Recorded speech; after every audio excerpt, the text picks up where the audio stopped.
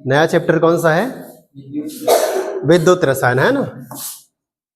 Current, electricity, विद्युत धारा। अब इस विद्युत धारा को पढ़ने से पहले एक बार हम थोड़ा सा रिवाइज करते हैं अपनी पहला लेसन और दूसरा लेसन, कि हमको तीसरा लेसन की जरूरत क्यों पड़ी। ठीक है, तो जैसे पहला लेसन में हमने देखा था, कोई पदार्थ देखा था। क्या देखा था? पदार्थ देखा था। ठीक है, और पदार्थ को हमने क्या कहा था कि इस पदार्थ को, मैटर को अगर हम घर्षण कर दें, क्या कर दें? घर्षण कर दें, तो घर्षण करने से वो जो पदार्थ है वो क्या हो जाता है? आवेशित हो जाता है। क्या हो जाता है? आवेशित हो जाता है। और जैसे ही वो आवेशित होता है तो उसके अंदर में एक गुण उत्पन्न हो जाता है, जिस गुण को क्या कहते हैं? इलेक्ट्रिक, विद्युत। और ये हल्की वस्तुओं को अपनी ओर क्या करता है? आकर्षित करता है। तो हम इसके बारे में पूरा एक लेसन को पढ़ा। पदार्थ में देखा तो कुचालक पदार्थ को घर्षण करने से आवेशित हो जाते हैं। ठीक है, फिर उसके बाद हम जब दूसरे लेसन में आए तो दूसरे लेसन में हमने क्या पढ़ा? इलेक्ट्रिक पोटेंशियल, विभव। क्या पढ़ा हमने? विभव, पोटेंशियल पढ़ा। ठीक है जी। तो इस विभव पे हमने क्या देखा? तो हमने इस पे देखा कि जो चालक है, इसमें हमने पदार्थ के बारे में देखा था, कुचालक के बारे में देखा था, कंघी में करके देखा, प्लास्टिक के जो कुर्सी है उसमें हमने देखा कि जब प्लास्टिक की कुर्सी में बैठते हैं और पीछे से रबिंग किया जाता है, कपड़े से मारते हैं, है ना, सिंथेटिक कपड़े से, तो उस व्यक्ति के अंदर में क्या आ जाता है? एक चार्ज आ जाता है, करंट आ जाता है। तो वो कुचालक पदार्थ में हमने देखा था, जिसमें कूलाम का नियम हमने पढ़ा, और किसका नियम पढ़ा था? गॉस का प्रमेय पढ़ा था, और उन्हीं से हमारा पूरा लेसन कंप्लीट हुआ था। जब हमने विभव पढ़ा तो इस विभव में हमने क्या पढ़ा? पहले चालक के बारे में जाना। चालक कहने का मतलब है कि इसके पास में मुक्त इलेक्ट्रॉन होता है, फ्री इलेक्ट्रॉन होता है। ठीक है जी। और ये जो फ्री इलेक्ट्रॉन होता है, तो अगर हम चालक को क्या दें? आवेश दें। किसको आवेश दें? चालक को। तो जब चालक को आवेश देंगे तो आवेश देने से इसके क्या बढ़ते हैं? बोला था, विभव बढ़ते जाते हैं। तो चालक को आवेशित करते जाएंगे तो वो विभव क्या होता जाएगा? बढ़ता जाएगा। तो जितना हम उसको आवेश देंगे उतना ही उसके विभव का मान क्या होता जाएगा?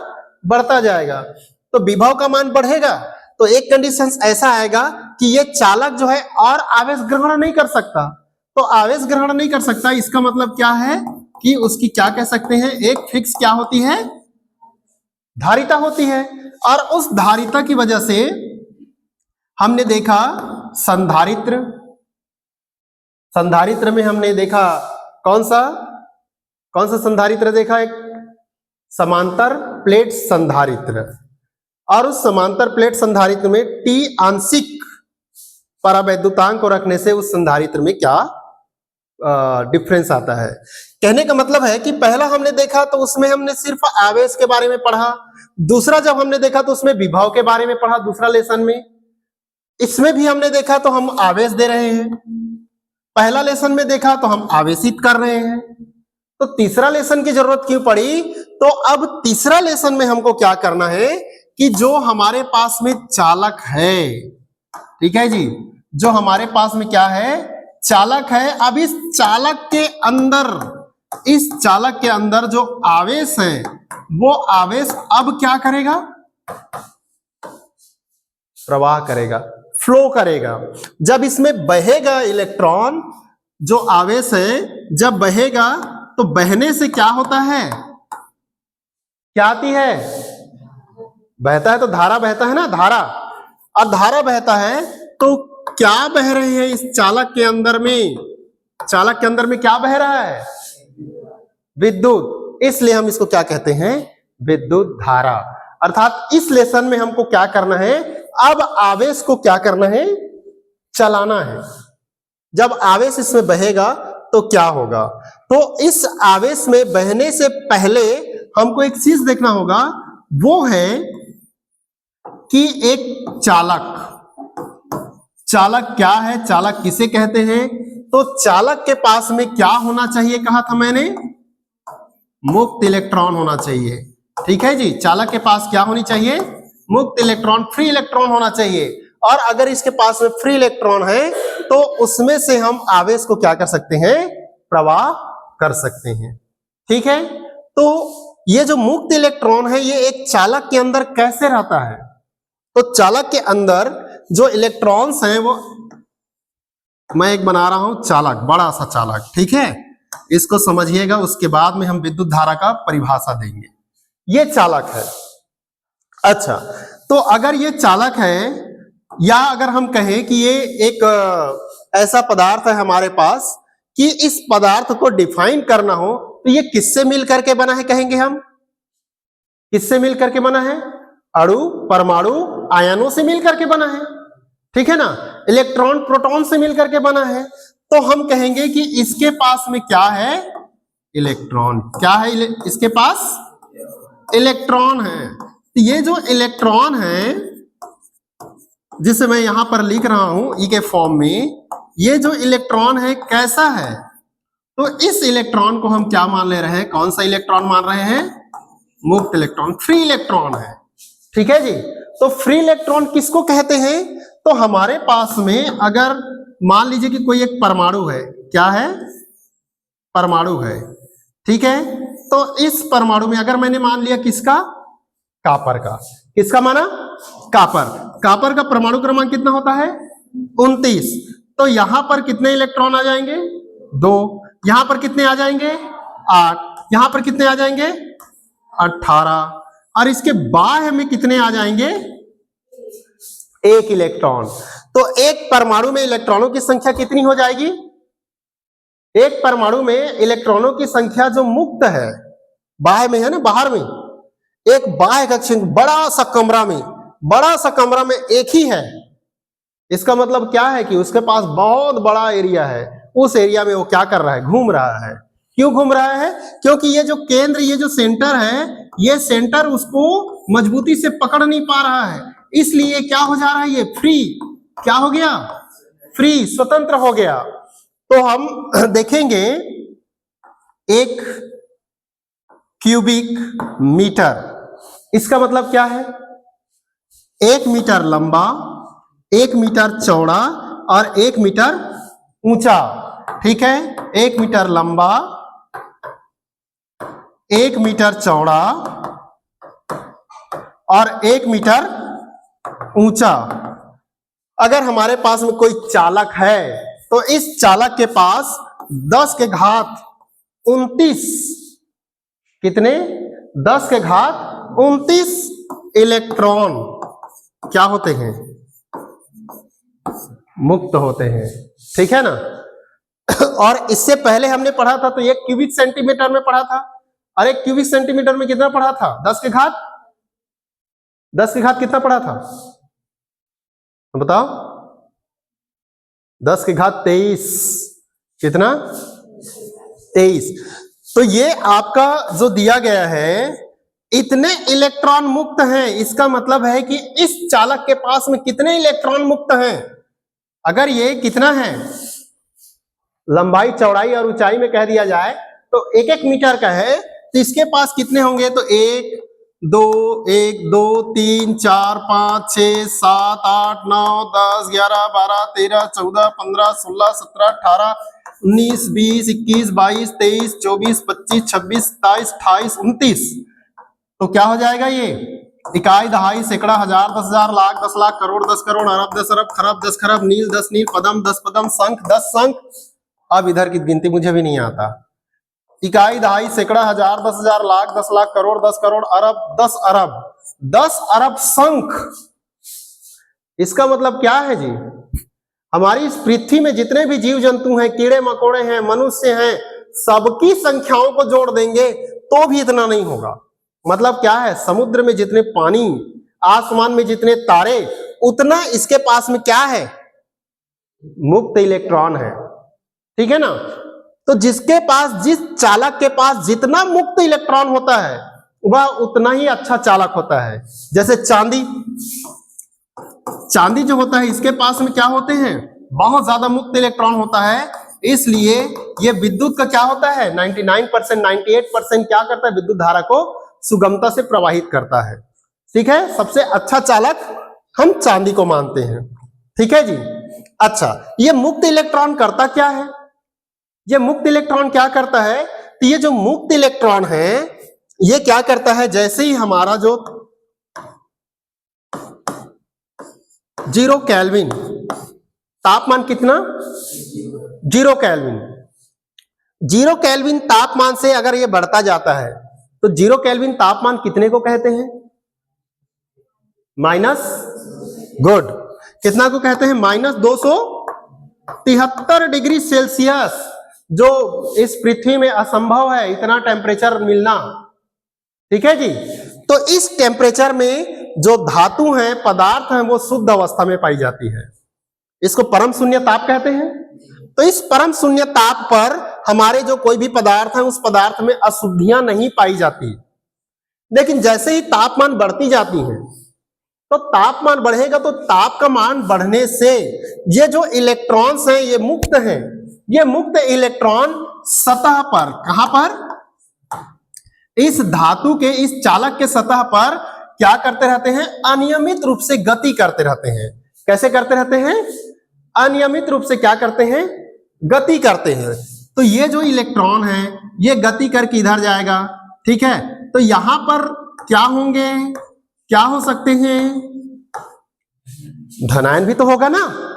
जो इलेक्ट्रॉन्स है, जैसे मान लीजिए कि मैंने कहा ये परमाणु, यहां पर मैंने बना दिया परमाणु, ये ऐसा परमाणु बना दिया। अब इस परमाणु पे बाह्य में एक इलेक्ट्रॉन तो होगा ना, ये इलेक्ट्रॉन घूमेगा तो दूसरे किसी धन आयन से टकराएगा ना, फिर टकरा करके इसकी जो दिशा है वे इधर चला जाएगा, इधर से कहां चला जाएगा, तो इधर आ जाएगा, इधर से कहां जाएगा, तो इधर आ जाएगा, इधर से यहां आ जाएगा, यहां से फिर यहां जाएगा, फिर यहां चला गया, फिर इधर आ गया, फिर इधर गया, फिर हर बार धन आयन से क्या रहे, टकरा रहे हैं ना, और टकरा करके इसी डायरेक्शन में घूम रहे हैं। ये जो इलेक्ट्रॉन है सीधा यहां नहीं आ पा रहा है। ठीक है जी। तो हम कहेंगे कि ये सतह पे अनियमित रूप से क्या करते रहता है, गति करते रहता है। अनियमित रूप से क्या करते रहता है, गति करता रहता है। अब इस चालक को, यदि ये जो चालक दी गई है, इस चालक को मैं बाह्य कोई विद्युत क्षेत्र लगा दिया जाए, क्या कर दिया जाए, कोई विद्युत क्षेत्र विभवांतर लगा दिया जाए, बैटरी लगा दिया जाए, एक तरफ धन एक तरफ ऋण। ठीक है, ये बटन है, ऑन ऑफ करने का बटन है। और इसके अंदर में क्या है, अनियमित रूप से क्या है जी, इलेक्ट्रॉन अनियमित रूप से घूम रहे हैं, इधर उधर जिग जैग कर रहा है। जैसे ही आप विभवांतर लगाएंगे, बटन को ऑन करेंगे, ऑन करने से इस चालक के प्रत्येक बिंदु पर क्या उत्पन्न हो जाएगा, विद्युत क्षेत्र। प्रत्येक बिंदु पर क्या उत्पन्न हो जाएगा, विद्युत क्षेत्र उत्पन्न हो जाएगा। जैसे ही विद्युत क्षेत्र उत्पन्न होगा तो इसके प्रत्येक बिंदु पर क्या उत्पन्न हो जाएंगे, बल उत्पन्न हो जाएगा। और जैसे ही बल उत्पन्न होगा तो सभी इलेक्ट्रॉन एक ओर जाने का प्रयास करेगा, एक और सारे इलेक्ट्रॉन क्या करेंगे, इधर जाने का प्रयास करेगा। किधर जाएगा, धन, क्योंकि ये इलेक्ट्रॉन क्या है, तो इसको और आकर्षण होगा। ठीक है ना। तो ये जो पृष्ठ है यहां पर 6.25 गुणा 10 का घात 18 इलेक्ट्रॉन एक सेकेंड में घुस जाएगा इसके अंदर। ये क्या है, चालक का तार का एक क्षेत्र है। इस क्षेत्र को हम क्या बोलते हैं, अनुप्रस्थ काट का क्षेत्रफल। क्या बोलेंगे, अनुप्रस्थ काट का क्षेत्रफल। अर्थात आप तार को देखिएगा, तार को काटिएगा, तार को जब काटेंगे ना तो वो गोल दिखता है, तार को काटेंगे तो वो क्या दिखेगा, गोल दिखेगा। तो जो गोल दिख रहा है वही क्या है, अनुप्रस्थ काट का क्षेत्रफल है या अनुप्रस्थ क्षेत्रफल है। ठीक है, जिसको एकांक अनुप्रस्थ क्षेत्रफल भी कह सकते हैं। तो आवेश उसी के अंदर से घुसेगा और उसी इधर से निकलेगा। इधर से घुस रहा है तो इधर से क्या होगा, निकलेगा। तो यहां से एक सेकेंड में इसके अंदर इतने इलेक्ट्रॉन घुस गए जो यहां नेगेटिव से निकला। ठीक है, तो यहां से बाहर उतने ही इलेक्ट्रॉन क्या होगा जी, बाहर निकलेगा ना। इतने इलेक्ट्रॉन बाहर निकलेगा और ये इलेक्ट्रॉन यहां से आकर्षित होगा। तो इस चालक के अंदर में क्या प्रवाह हो रहा है? चालक के अंदर में क्या प्रवाह हो रहा है? आवेश, इलेक्ट्रॉन, ठीक है, आवेश प्रवाह हो रहा है। और विद्युत क्षेत्र जो है वो विद्युत क्षेत्र किधर आ रहा है? विद्युत क्षेत्र इधर। विद्युत क्षेत्र की दिशा किधर हो रही है? इधर। आवेश किधर जा रहा है?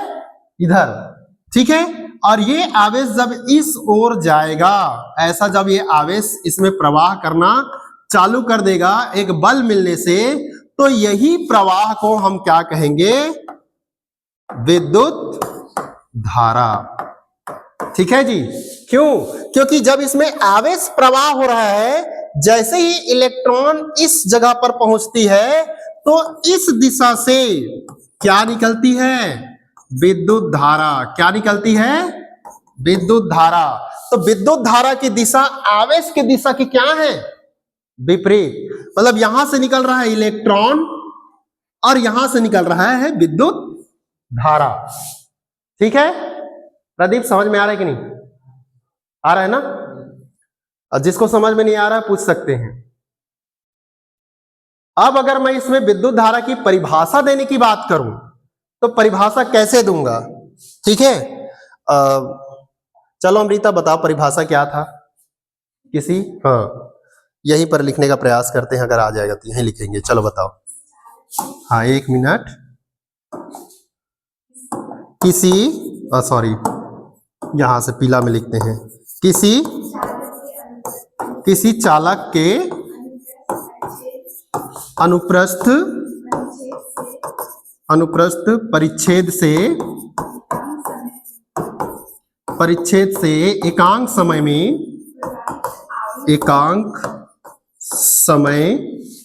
में प्रवाहित आवेश की मात्रा को चालक में प्रवाहित विद्युत धारा कहते हैं।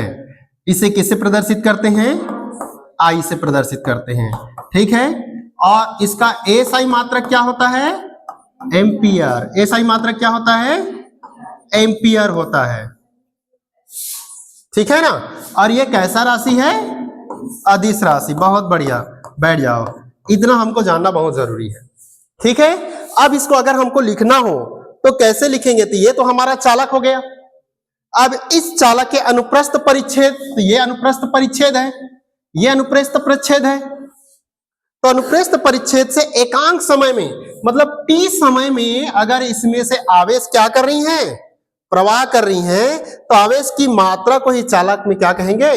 प्रवाहित। अर्थात आई बराबर क्यू अपान क्या बोलेंगे? टी। ये विद्युत धारा का सूत्र है। और इसमें एकांक समय में कितने आवेश प्रवाहित कर रहे हैं? एकांक समय में कितने आवेश प्रवाहित कर रहे हैं? तो कितने आवेश प्रवाहित कर रहे हैं? तो Q बराबर क्या लिखेंगे? IT। इतने आवेश प्रवाहित कर रहे हैं, ठीक है। किसी को डाउट नहीं? अच्छा, इसमें एक और परिभाषा आता है, अनुगमन वेग, ड्रिफ्ट वेलोसिटी। क्या आता है? Drift velocity. ड्रिफ्ट वेलोसिटी, अनुगमन वेग या अनुप्रवाह वेग भी बोलते हैं, अनुगमन वेग। अब इस अनुगमन वेग में क्या होता है? तो अनुगमन वेग किसको बोलेंगे? तो देखिए, जैसे ही किसी चालक में विभवांतर लगाई जाती है तो चालक के प्रत्येक बिंदु पर क्या उत्पन्न हो जाती है? विद्युत क्षेत्र। और इस विद्युत क्षेत्र के उत्पन्न होने के कारण प्रत्येक स्वतंत्र इलेक्ट्रॉन पर एक बल लगता है, और इस बल लगने से प्रत्येक इलेक्ट्रॉन जो है एक ओर खिंचाव महसूस करते हैं और नियमित रूप से एक ओर प्रवाह करना शुरू कर देता है। तो इस प्रवाह वेग को ही हम क्या कहते हैं? अनुगमन वेग कहते हैं, और इस अनुगमन वेग को प्रदर्शित किया जाता है vd से। ठीक है, अच्छा इसमें और हमको क्या जानना है और क्या जानने के लिए अगर छूट रहा है, अगर हम देखें तो इस पर देखेंगे चालक, इस पर जो इलेक्ट्रॉन्स हैं, ये इलेक्ट्रॉन्स क्या कर रहे हैं, अनियमित रूप से इसमें गति कर रहे हैं। तो हमने विद्युत क्षेत्र लगाया, विभवांतर लगाया, तभी इसमें से इस ओर से इस ओर विद्युत धारा बह रही है। ठीक है, अब अगर हम कहें कि इसमें करंट ना लगाएं, विद्युत धारा ना लगाएं, विभवांतर ना लगाएं, तो इसमें धारा क्यों नहीं बह रही है? स्वतंत्र इलेक्ट्रॉन तो है, गति भी कर रहा है। तो ये जो गति कर रहा है ना, हमने विद्युत क्षेत्र नहीं लगाया, गति कर रहा है, तो ये गति का कारण क्या है? तापीय ऊर्जा। कौन सा ऊर्जा है? तापीय ऊर्जा। इस तापीय ऊर्जा कहने का मतलब 0 केल्विन तो होगा नहीं, तो रूम टेम्परेचर के अनुसार से तापमान होगा ना। तो जैसे ही तापमान बढ़ेगा तो इस तापमान के कारण अनियमित रूप से ये पृष्ठ में इलेक्ट्रॉन्स क्या करते रहता है? गति करता है। ठीक है ना, लेकिन इस गति में इतना ऊर्जा नहीं होता है कि ये इलेक्ट्रॉन सीधे यहां से यहां चला जाए। इस कोने से इस कोने में जाने के लिए उसको इतनी ऊर्जा नहीं मिलती है कि चला जाए। इसकी ऊर्जा धन आयनों से टकरा टकरा के खत्म हो जाता है, जिसकी वजह से किसी भी धातु को छूने से हमको झटका नहीं लगता है। ठीक है जी, जैसे लोहा है, लोहे के पास में भी मुक्त इलेक्ट्रॉन है, चांदी है उसके पास में भी मुक्त इलेक्ट्रॉन है, सोना है उसके पास में भी मुक्त इलेक्ट्रॉन है। तो सोना और चांदी का हम गहना पहनते हैं ना, ठीक है ना, तो अगर वो उसमें अपने आप करंट चल जाता तो पहनता क्या? मैंने अभी बताया कि चांदी जो सर्वाधिक विद्युत धारा प्रवाहित करता है, तो चांदी सर्वाधिक विद्युत धारा प्रवाहित करता है, तो उसके गहने क्यों बनाए जाते हैं? इसलिए गहने बनाए जाते हैं क्योंकि वो चमकदार होता है, उसमें कोई भी रिएक्शन का ज्यादा प्रभाव नहीं पड़ता है, इसलिए हम उसे गहने बनाते हैं। ठीक है ना, अब क्या है कि ये जो चांदी है हमने गहना बनाया, तो उसके इलेक्ट्रॉन्स एक दिशा से दूसरे दिशा में नहीं जा रहा है। क्यों? क्योंकि उसको जो तापीय ऊर्जा मिला, उस तापीय ऊर्जा में इतना मात्रा का मान नहीं होता कि एक छोर से दूसरे छोर में बिना टक्कर के इलेक्ट्रॉन्स यहां से यहां चला जाए। अगर ऐसा अपने आप चला जाएगा तो उसमें से करंट बहेगा, लेकिन धन आयनों से टकरा टकरा करके ये इस ओर नहीं बह पाता। ठीक, समझ में आ गया? ओके, अब जो दिया गया है कि बार बार मैं कह रहा हूं कि धन आयनों से टकराता है। किससे टकराता है? धन आयन से टकराता है।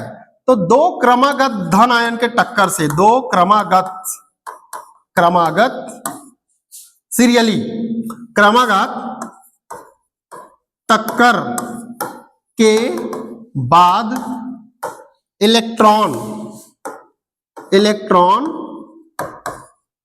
पुनः अपनी वेग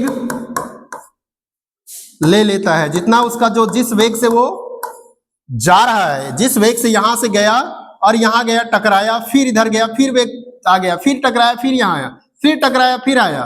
तो दो क्रमागत टक्कर के बाद की जो समय है, के बाद का क्या बोल रहा हूं? समय है।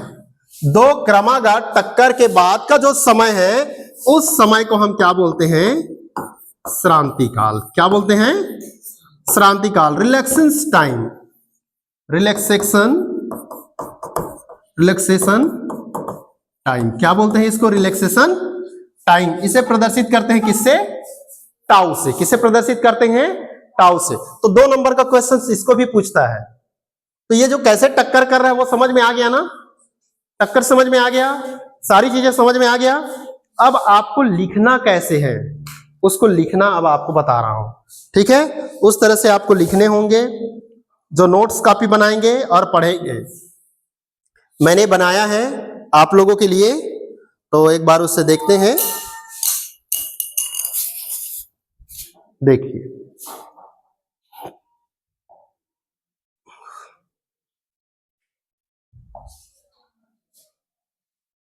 करंट इलेक्ट्रिसिटी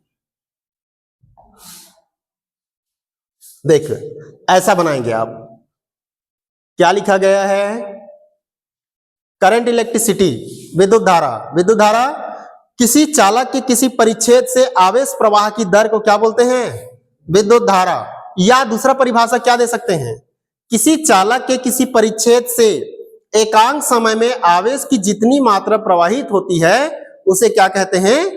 विद्युत धारा कहते हैं। विद्युत धारा का परिभाषा ये क्या है? सूत्र I बराबर आवेश बटा समय, या I बराबर क्या लिख सकते हैं? Q अपान T। और कितनी मात्रा का आवेश बह रहे हैं तो Q बराबर क्या लिखेंगे? IT। और ये बहुत कम मात्रा में अगर हमको देखने हो तो I बराबर dQ अपान क्या लिख सकते हैं? dt। इसका मात्रा क्या होता है? एम्पियर होता है। 1 एम्पियर बराबर कितना? तो 1 कूलाम बटा 1 सेकेंड। धारा क्या है? अदिश राशि। यदि किसी चालक में किसी अनुप्रस्थ परिच्छेद से, ये आपको समझाने के लिए है कि यदि किसी चालक में, जो अभी हमने चालक देखा था, उस चालक में किसी अनुप्रस्थ परिच्छेद से t सेकेंड में, कितने सेकेंड में? t सेकेंड में n इलेक्ट्रॉन निकलती है। कितने इलेक्ट्रॉन गुजरता है? n इलेक्ट्रॉन गुजरता है। तो उस स्थान से t सेकेंड में गुजरने वाला कुल आवेश Q बराबर क्या होगा? Ne। ये जो लिखा है ये कहना चाह रहा है, देखिए अगर मैं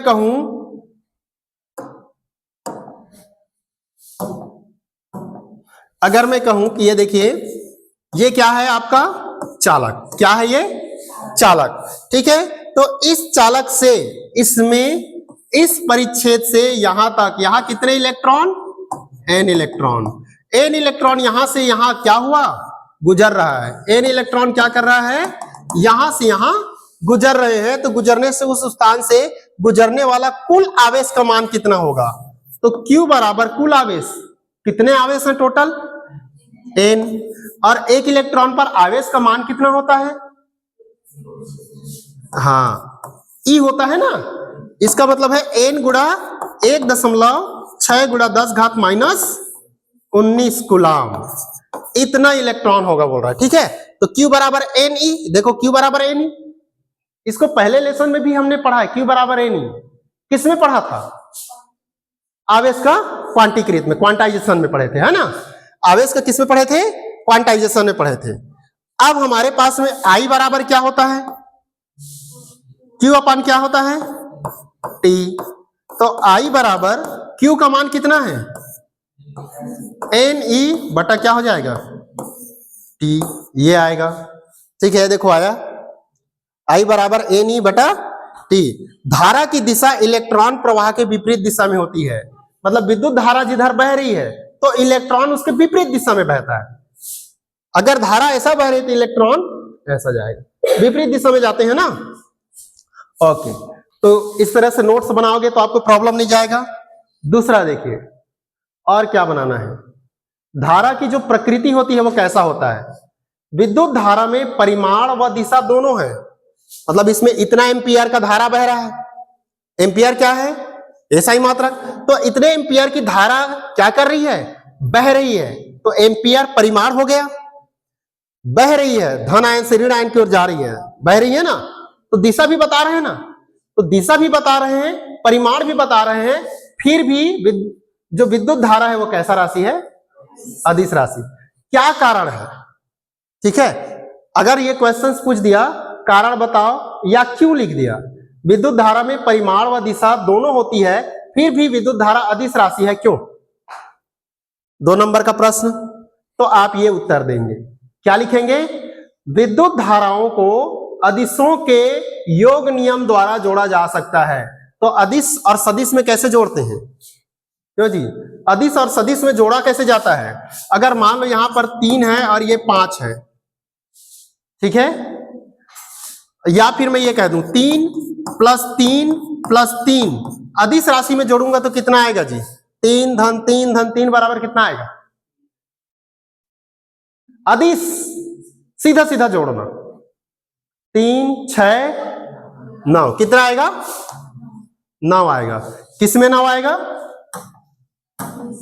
अदिश में जोड़ेंगे तो 9 आएगा। और सदिश में अगर जोड़ेंगे तो 3 + 3 + 3 बराबर कितना आएगा?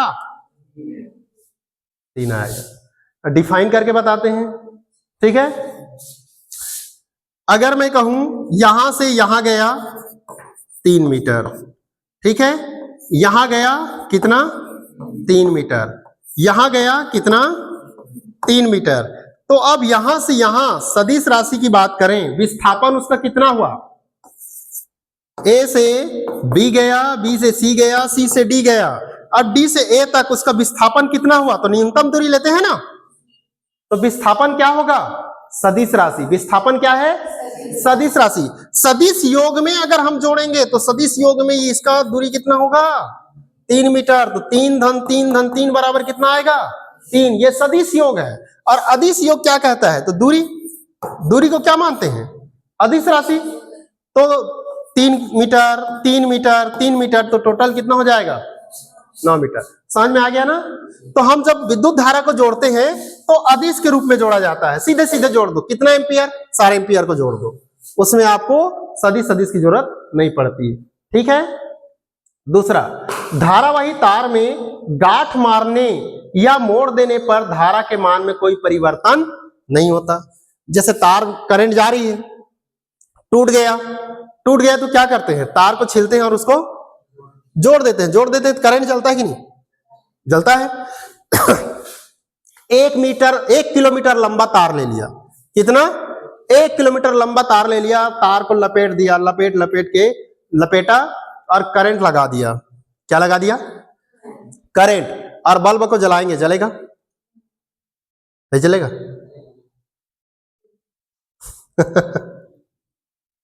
जो आपके करंट विद्युत घर है कहां से है, कई किलोमीटर दूर है। छत्तीसगढ़ की जो विद्युत धारा है पंजाब, हरियाणा, राजस्थान जा रही है ना, तो हजारों किलोमीटर दूर जा रहा है। तो विद्युत धारा क्या कर रही है, हजारों किलोमीटर ले जा रहा है ना। तो आपका 1 किलोमीटर करंट नहीं जा सकता, जा सकता है, ये तो ऑलरेडी लिखा है ना। अगर हम तार को क्या कर दें, मोड़ देंगे, घर में जाकर के देखना, लंबा तार ले लेना और लंबा तार को मोड़ देना पूरा, और मोड़ने के बाद में होल्डर लगा करके इधर प्लग को लगा करके ऑन करके देखना बल्ब जलेगा कि नहीं, जलेगा ना। हाँ, तो ये 2 कारण है जिसकी वजह से विद्युत धारा क्या है, अदिश राशि है। समझ में आ गया, ओके। धारा घनत्व, धारा घनत्व क्या है, ये भी पूछता है, क्वेश्चंस में आता है।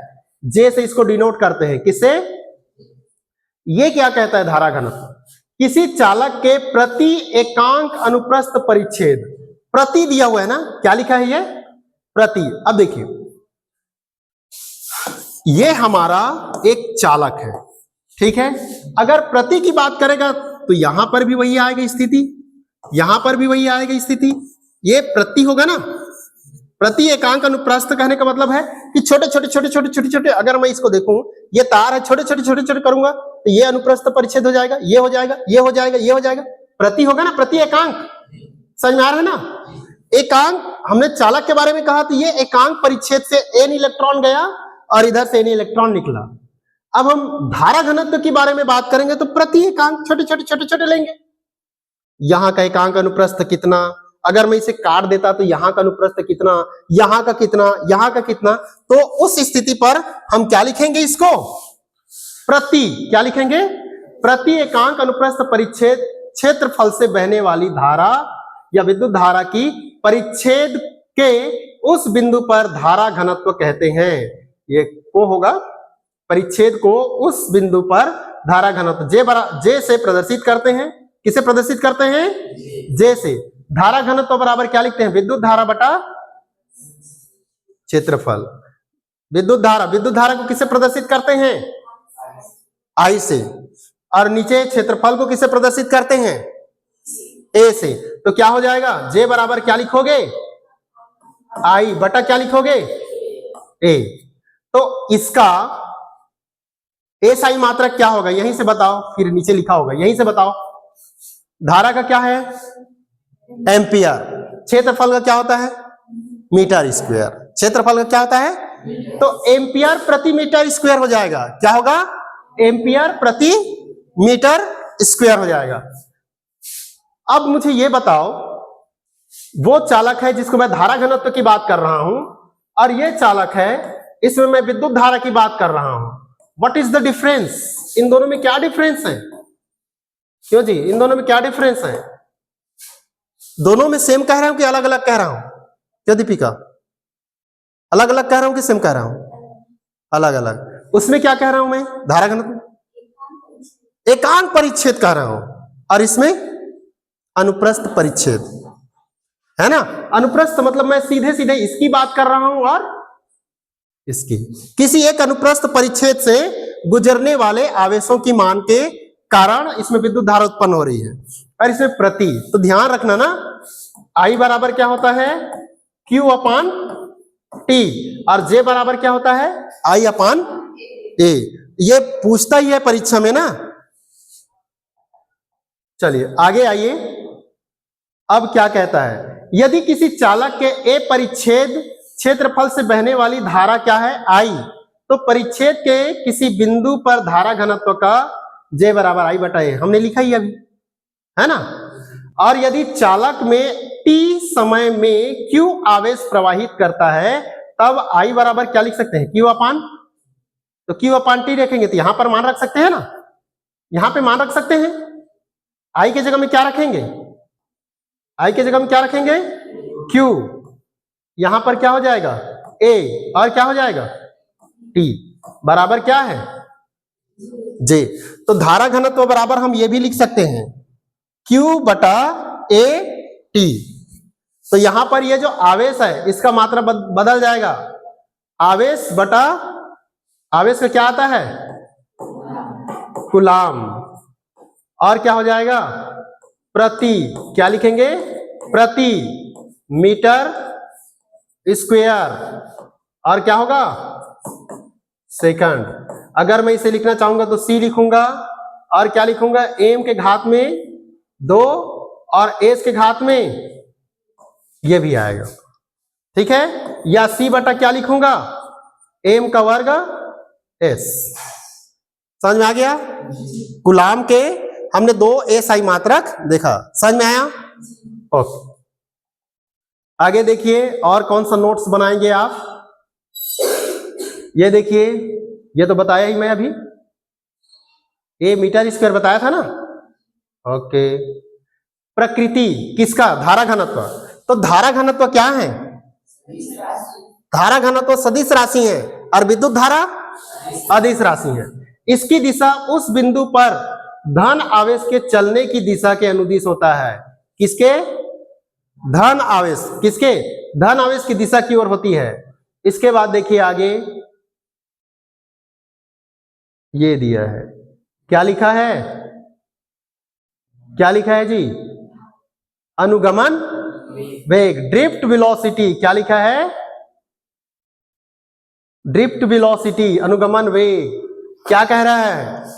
पढ़ो। धातुओं में मुक्त इलेक्ट्रॉनों की संख्या बहुत अधिक होती है, वही बताया था, इसलिए धातु को चालक कहते हैं।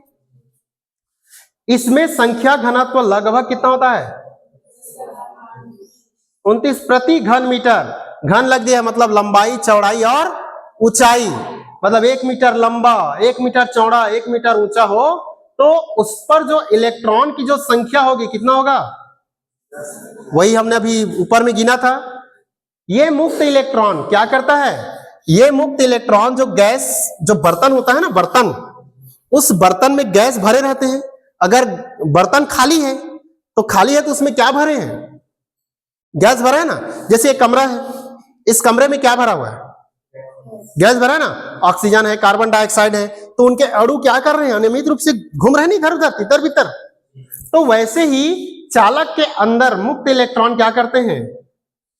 खाली जगह पर अनियमित गति करते रहते हैं। और यह गति कहां से मिलता है? तो यह गति धातुओं की तापीय ऊर्जा के कारण होता है। किसके कारण होता है? तापीय ऊर्जा के कारण होता है।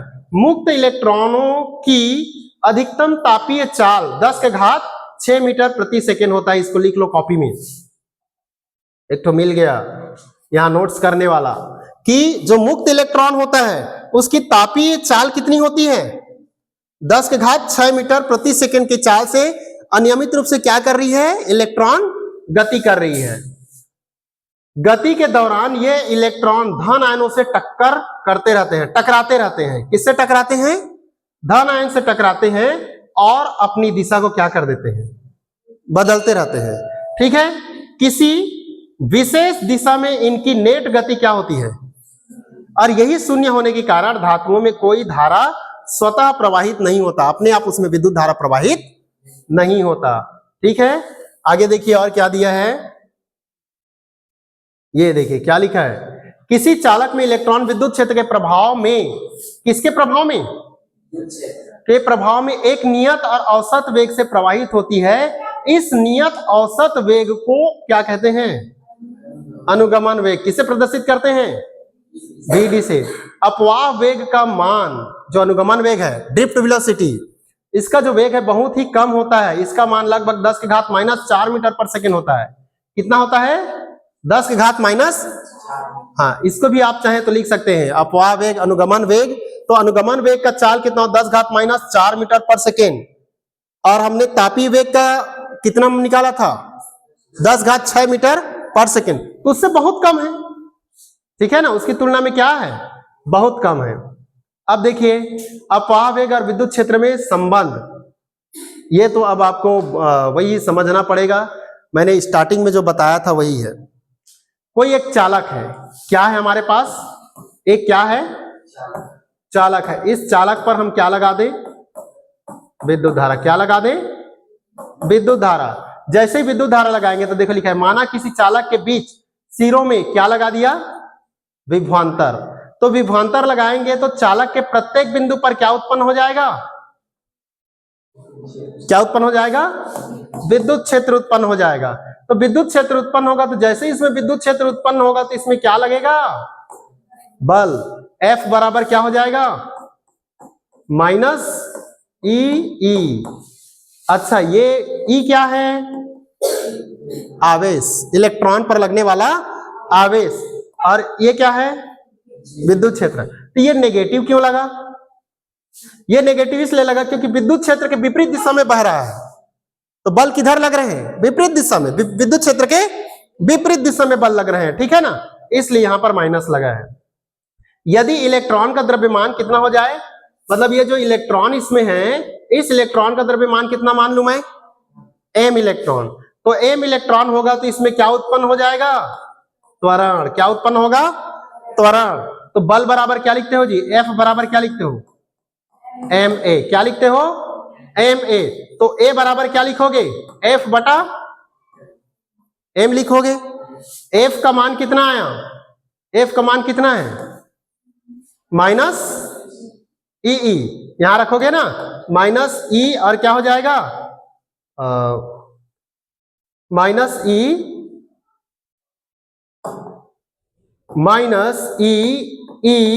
बटा क्या हो जाएगा, m। ये क्या है, त्वरण। क्या है, त्वरण। a बराबर इतना, देखो इसमें लिखा होगा मैं,